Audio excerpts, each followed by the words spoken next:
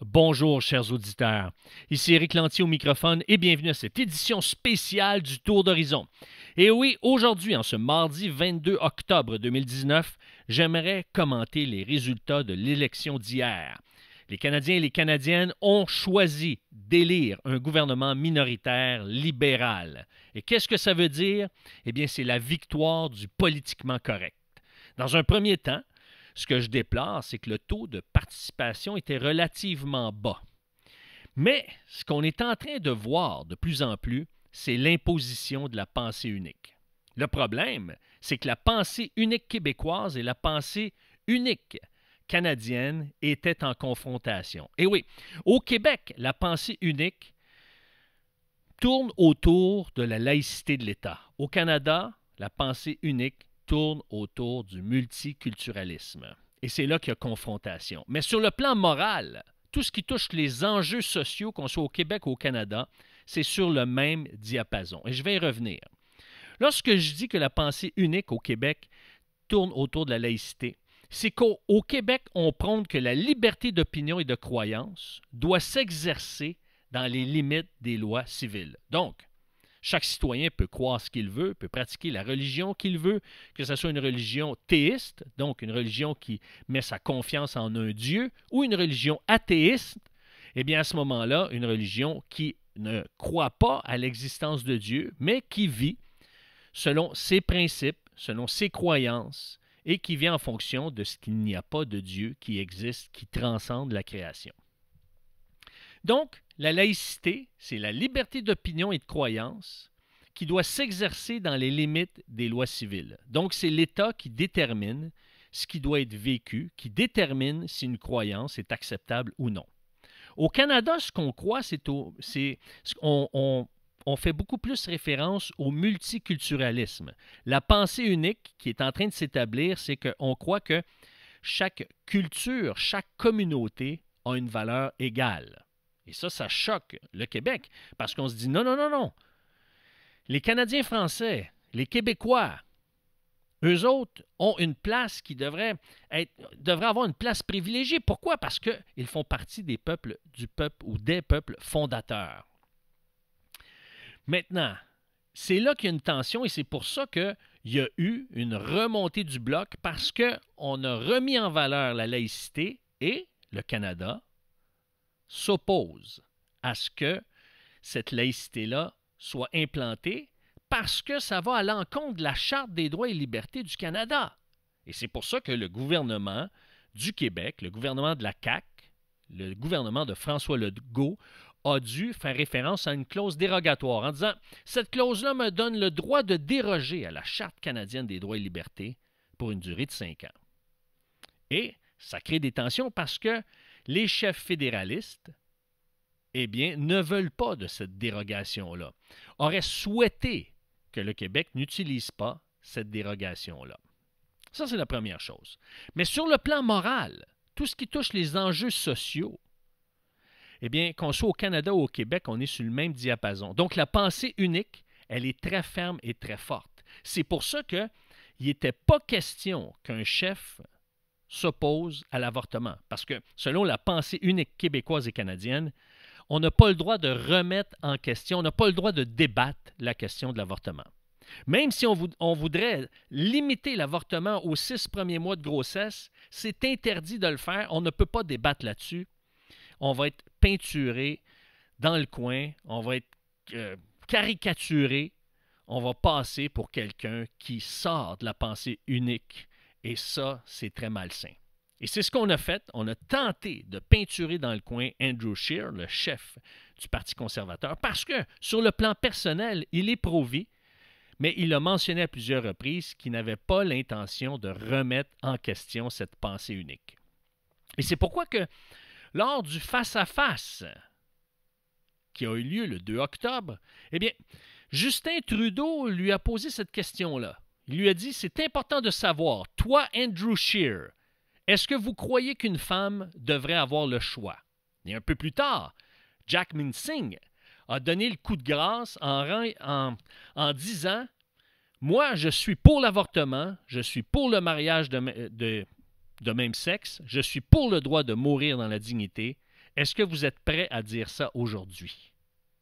Et évidemment, M. Scheer n'a pas voulu dévoiler sa conviction personnelle, sa position personnelle. Il a simplement répété qu'il n'allait pas rouvrir le débat là-dessus. Et qu'est-ce que ça a produit? Ça a produit qu'il y a eu une méfiance de la part des Québécois et Québécoises face à Andrew Scheer et on n'a pas senti de la virilité, de l'audace de sa part et ça l'a fragilisé l'électorat québécois. Il est revenu à la charge plus tard. Il a décidé d'affirmer qu'il était pro-vie, mais en réitérant qu'il n'allait pas rouvrir le débat et même qu'il allait s'opposer à tout changement concernant l'avortement. Mais c'était trop tard.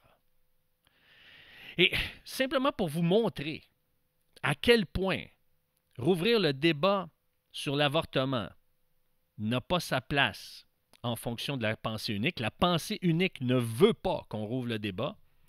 C'est que dans le comté de Papineau, le comté dans lequel le premier ministre Justin Trudeau s'est présenté et qui a remporté la victoire, eh bien, si vous allez voir les candidats, il y a des candidats de plusieurs partis, dont le Parti de l'héritage chrétien et le Parti Rhinocéros.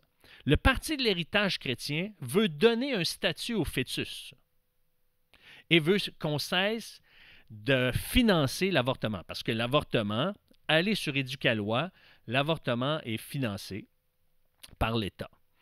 Et au Québec, par exemple, si vous allez sur Éducalois, et n'importe qui, ou n'importe quelle femme, évidemment, qui veut se faire avorter et ne trouverait pas le moyen de le faire après 24 semaines, eh bien, il va pouvoir aller aux États-Unis, peut aller aux États-Unis, se faire payer ses frais de déplacement et les frais d'avortement par l'État.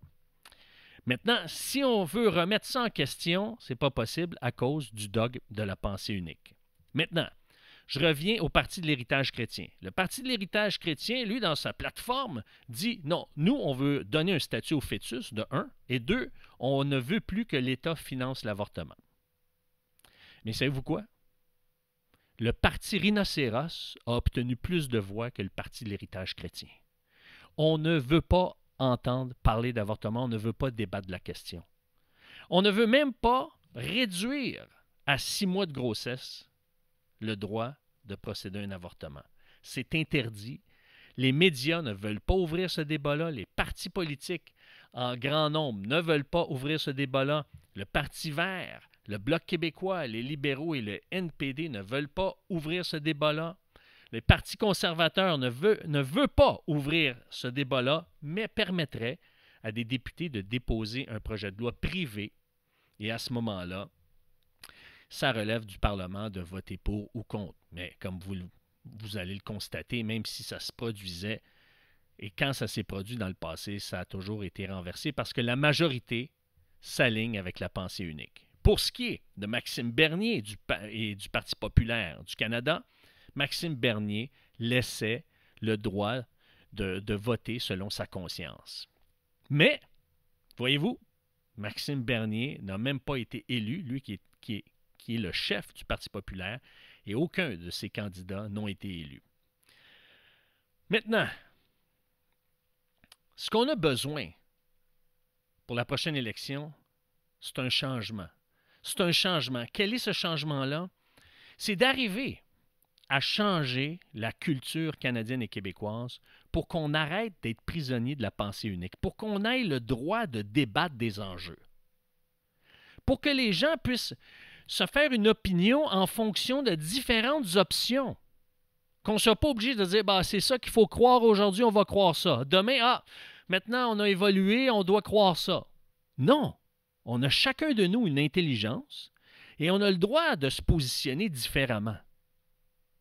Et c'est comme ça qu'on fait avancer une société.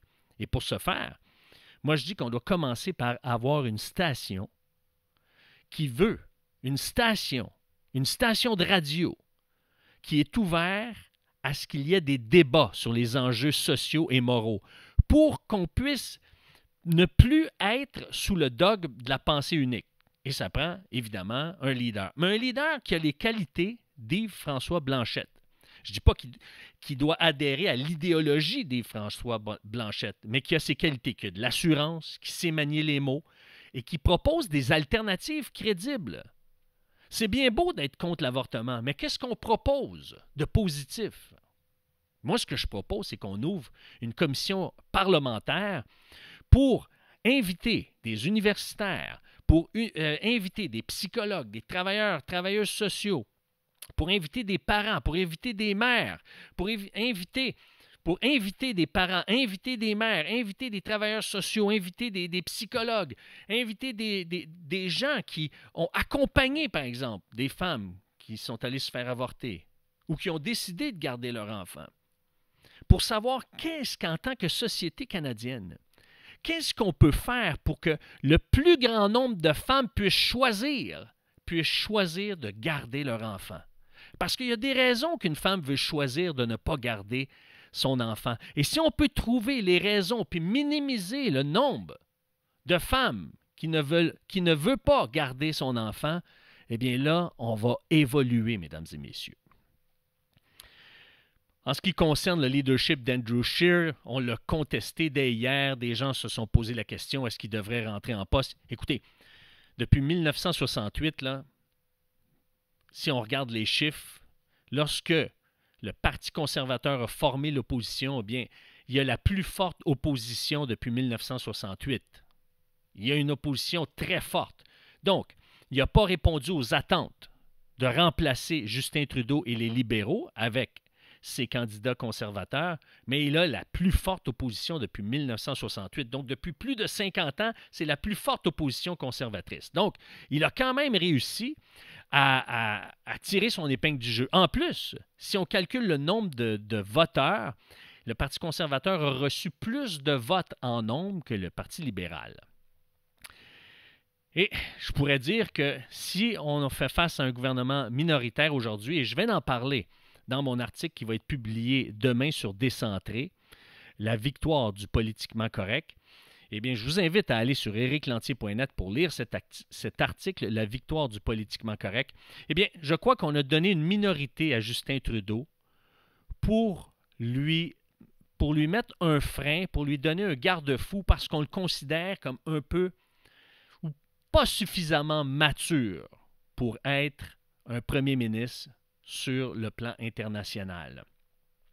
Mais c'est un frein qui est en apparence parce que l'opposition conservatrice n'est pas suffisante pour s'opposer à lui parce qu'il peut s'associer, par exemple, le NPD et les Verts et même le Bloc québécois qui sont sur le même plan idéologique, sur le plan moral et sur la question des enjeux sociaux. Donc, même si l'opposition conservatrice tenait une ligne véritablement conservatrice, à elle seule, elle n'est pas suffisante pour empêcher Justin Trudeau d'amener de l'avant des enjeux progressistes. Et donc, pour empêcher Justin Trudeau d'amener des enjeux progressistes qui sont contre les valeurs conservatrices ou contre les valeurs judéo-chrétiennes, eh bien, ça prend plus que le nombre de sièges conservateurs aujourd'hui. Et c'est pour ça qu'on a besoin d'une station de radio, on a besoin d'un leader fort et on a besoin justement de plus en plus de réclamer un droit de débat pour sortir du carcan de l'emprisonnement de la pensée unique. C'était mon analyse des élections du 21 octobre. Sur ce, chers auditeurs, je vous invite à être des nôtres ce vendredi pour l'édition officielle du Tour d'Horizon qui va être diffusée sur les ondes du 92,7 FM à Ottawa-Gatineau, 92,7 FM Ottawa-Gatineau, sur YouTube en format vidéo et sur Décentré en format vidéo et en mode audio. Sur ce, à vendredi. Ciao!